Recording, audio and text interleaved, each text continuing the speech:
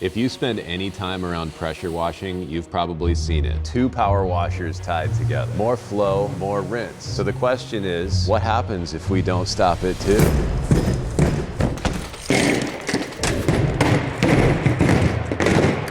So I went on homedepot.com to get everything I need, and that's the one rule that I have, is we're only going to use Home Depot to buy everything we need to make a darn near 7 gallon per minute power washer, electric. So I bought 4 of the Ryobi 1200 at 1.8 gallon per minute power washers. That totaled $596. 1.8 times 4 should land us at 7.2 gallons per minute. Now it doesn't increase PSI when you tie these machines together, just flow. But that's okay. 1200 PSI is a good amount, and I think that we can get a lot of work done with water volume more than water pressure. My plan on getting into this manifold was to use the hoses that these are supplied with to get into here. And I have some adapters that go from the size we need to the size we got. So we're gonna spend some time putting all these pieces together. I don't think this manifold is rated for what we're gonna be doing with it. So maybe we're building a bomb, Tyler. Are you excited? I'm fucking excited. Yeah. These are check valves. These are rated for 800 PSI, which is a little less than what we're gonna be running through them, but I'm sure it'll be fine. So all we gotta do is just start piecing it together. So these are the M22 by 3/8 male pipe thread. These are gonna receive the power washer hoses that come with these machines into this manifold. So these are gonna go right here to allow everything to tie in. Now the Teflon isn't gonna go on this part because this has this kind of fitting, the M22. There's an O-ring that goes on the inside of that. You don't need Teflon on the outside of this, but we do need Teflon on these male threads going into the check valve. Dude, this is nice.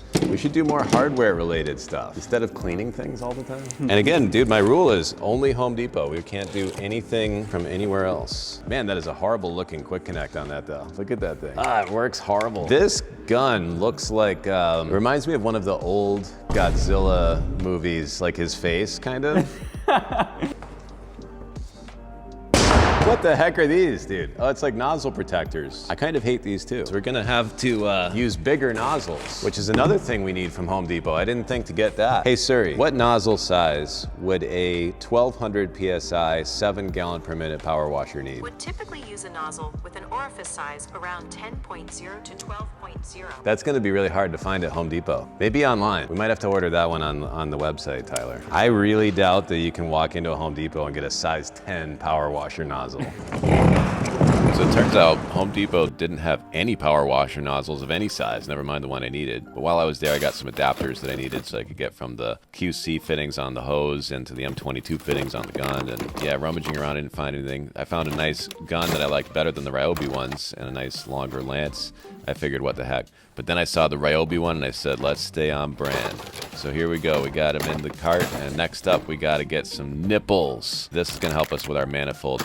I discovered last night that Home Depot does not have normal nozzle sizes. They literally say, oh, this nozzle is a 3.5 gallon per minute orifice. I can't even believe it, dude. All the nozzles are the same size from Home Depot. So like what I need is a big nozzle, probably a 10.0 orifice. What are you about to do now? Dude, I don't even know if we have a choice. There is nothing for large scale nozzles from Home Depot that I can see. I did find this though. Isn't this cool? How much better is that than these goofy little Godzilla faces that come with these? We're gonna have to get into like nozzle sizing in this video a little bit. I feel like there's some confusion on that level. It's pretty easy. Here, zoom right in right here. See the numbers? The first 2 numbers are the degree, 25. Green is always 25 degrees. The last 2 or 3 numbers are the size of the hole. And the size of the hole determines the amount of pressure. So the smaller the hole, the more the pressure. We have the nozzles to do it right here. Like ready to go, bro. I hate to break my rule. I really like the only use Home Depot rule, but there's some limitations there. Now we've got the beginning. And there it is. Let's make some room for this on the front of the desk here. Dude, I hate these. No. Dude, what garbage, bro. We're not over here trying to be lame. We're trying to take this to the next level. Now we've got the garden hose to do. So this is just a 5/8 hose, and I've got a few 5/8 barbs. This doesn't seem like it's gonna be, I don't know, I don't like it, but this is one of the things that we'll replace. I cannot wait to fire this thing up. Dude, we are ready to measure some water flow. 20 seconds for 15 liters. So that's 45 liters. What's 45 liters in gallons? 11.89 gallons per minute. We got plenty of water for these machines, bro. This is Marcus, our customer service guy's desk. He won't mind. All right.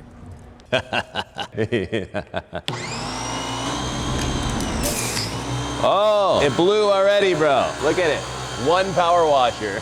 Wow, this whole thing looks a little funny already. All right, so you know what we're gonna need to do? It's another trip to Home Depot. We need black pipe this time. Joy of joys. Here we are at Home Depot again, and this time we're gonna build a black pipe manifold. Cleared them out of literally every last T and nipple that they had. After counting them up, we realized we had everything we needed, got the heck out of there, and got to building. So laying this out, you'll be able to see what's going on here. We're just taking 4 ports and turning them into one. That's all. Doesn't matter what shape it is. I went with 3/8 on this one, on this round, because I figured why the heck use 1/2 inch if we don't have to.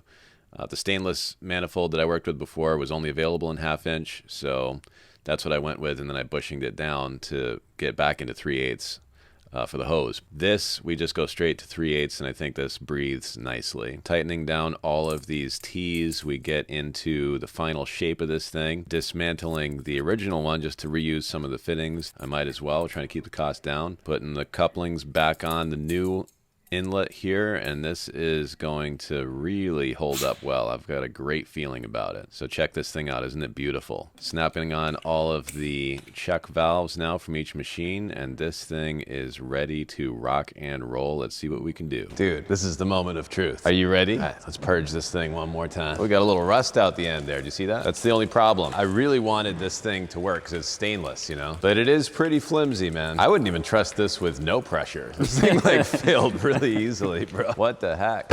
Let's just fire this thing up first and see what happens here. Machine number 1.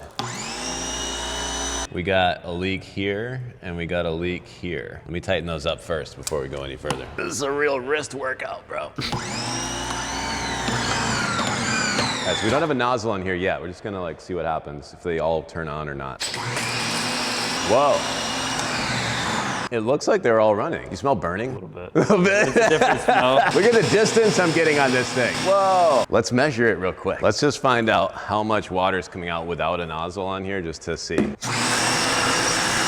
Okay, at 30 seconds in, almost 13 quarts or 13 liters. What is 13 quarts in gallons? 3.25 gallons times 2. So that means 6.5 gallons per minute. We got to get a big nozzle. This is where we break our one rule about only sourcing from Home Depot, and we have to tap into our own stash over here. Oh, we have them in male pipe thread and QC, 2510. That's a 25-degree size 10 orifice. Here we go. Dude. Exactly 1,200 PSI.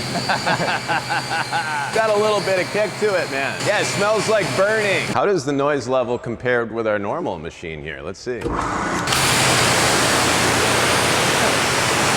Yeah, that's actually, I think, a hair quieter than the big machine. I don't think it's gonna hit as hard. So here's an interesting way to look at overall cleaning power, right? That big 220 machine over there is 3.5 gallons per minute. Almost half what these are, I think, putting out. We gotta still measure that. But the pressure coming out of that is 3,000 PSI as opposed to 1,200. So all you have to do, if you wanna find out how much power you're really feeling with a power washer, multiply the PSI by the gallons per minute. And so what that gives you are called cleaning units. 3,000 times 3.5 gives you 10,500 cleaning units. That's what you feel. It's the multiple of both GPM and pressure. Now these are at 6.5, let's say. We gotta still measure that, but it was at 6.5 without a nozzle. We'll find out for sure. Times 1,200, 7,800 cleaning units. So it's a little bit less impactful than that one, but it's technically a little safer for vehicles because 1,200 PSI is much gentler, and the higher GPM is much better for rinsing faster. You know what's cool is we can change the amount of gallons per minute at will.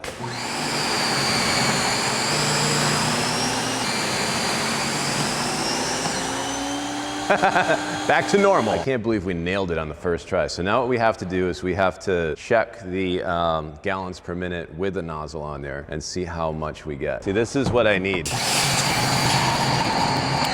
Oh, it gushed out of I lost a few drips, dude. So 18 liters over the course of a minute. So I did 30 seconds, so we double it. What is 18 liters in gallons? 4.76 gallons, nearly 5 gallons per minute at pressure, dude. That's pretty cool. So the cleaning units are lower than we thought. 6,500 cleaning units. So we have a good 40% less cleaning units than our big 220 machine, but really a very aggressive price point and a nice redundancy kind of solution. If you are concerned about PSI and you want to be gentle but get a lot of rinsing done, 1,300 at 5 gallons per minute is pretty cool. All together with all 4 power washers, every fitting that I used, all the couplings, adapters, hose clamps, barbs, everything, even the additional black pipe manifold, the grand total was $1,296.81. Not too bad. Of course, this doesn't include one of the bigger expenses, which you will need to consider, is the 4 dedicated 20 amp circuits. So you're gonna have to get circuit breakers, wiring, outlets, electrical help with an electrician. So that's gonna be a little more expensive than the hardware itself, and probably the main downfall of this whole layout. I can say for myself, though, that I'm very happy with this stuff. I'm going to make it all pretty and make a real nice installation in my wash bay where we can experiment with this stuff a little more over time. Now we got to try it out on a car. Let's play with some foam cannons and see how it cleans things, what it's like to really work with it. All right, let's fill up some foam cannons and see what these do now, because I bet that'll present some problems. What's cool about this, though, is we don't have to use all of them. You know, if the foam cannon only likes running on one, we can just run one. I'm really curious to see how this stuff does in a touch-free wash. Like, what do the results look like? You know what I mean? And we'll just turn on one machine at a time as we go and just see what changes. All right, one machine. 2 machines. Well, you can hear them laboring. You hear that? 3 machines. I think we're still only getting 2 machines because the back pressure is so much it's not allowing them all to turn on. So we have a maximum of 2 machines automatically with a 1.15 orifice in here. But you know what's cool is they work even with the 2 of them, just 2 of them working.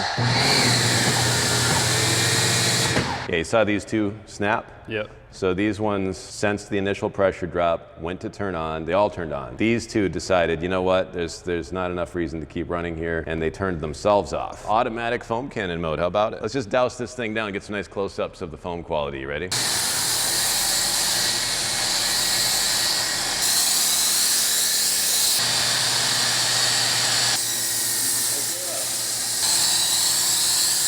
So that's 2 machines running the foam cannon. Did really well. Definitely smells like burning. You smell that still? Oh, yeah. Very interesting, isn't it? Because it smells like not a good burn. No, it's like a plasticky burn. Yeah. Like an electrical fire. Right.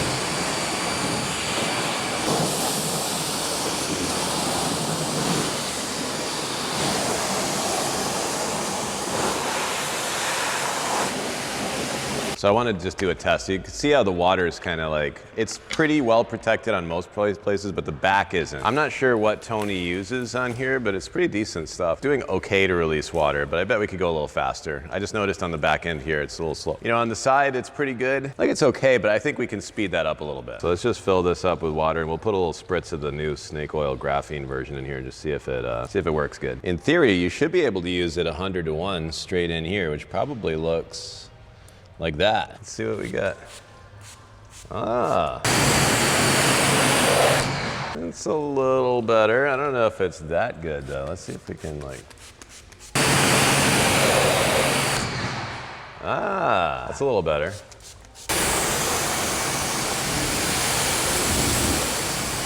And it seems to do its thing, man.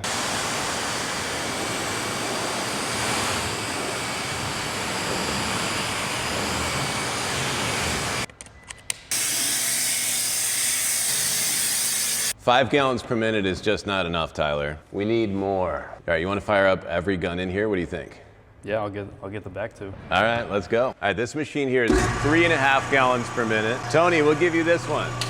We're gonna have 3.5 Sean's per minute. It's 8 gallon per minute, man. Who is 8 gallon per minute, man? It's Michael. Fire at will.